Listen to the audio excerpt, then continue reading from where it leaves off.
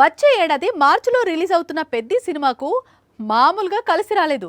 పెద్దితో పోటీకి దిగిన సినిమాలన్నీ పోస్ట్ పోన్. ఇక రామ్ చరణ్ చిత్రానికి అంతా లైన్ క్లియర్.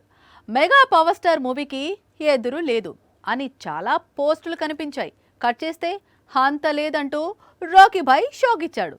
పెద్దికి పోటీగా టాక్సిక్ దిగుతోంది అంటూ బాంబు పేల్చాడు. KGF 2 తరువాత యష్ నటిస్తోన్న న్యూ మూవీ టాక్సిక్ మార్చి 19న రిలీజ్ ఉంది.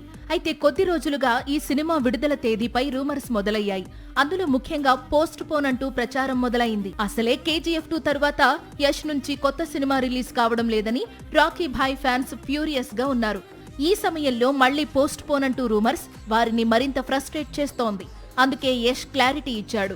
మార్చి 19 టాక్సిక్ రిలీజ్ అవుతుందని, జనవరి నుంచే ప్రమోషన్స్ అంటూ క్లారిటీ కూడా ఇచ్చేశాడు. మార్చి 27న పెద్ది రిలీజ్ ఉంది. సో వారం రోజుల వ్యవధిలో వచ్చే వేసవిలో అతిపెద్ద పాన్ ఇండియా సినిమాల యుద్ధం జరగబోతోంది. టాక్సిక్ లో యష్ గ్యాంగ్స్టర్ గా నటిస్తున్నాడు.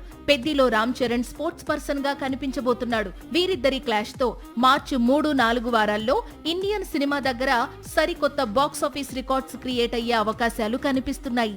సాక్షి టీవీ ప్రసారాలను నిలిపివేయడం చట్టరీత్యా నేరం.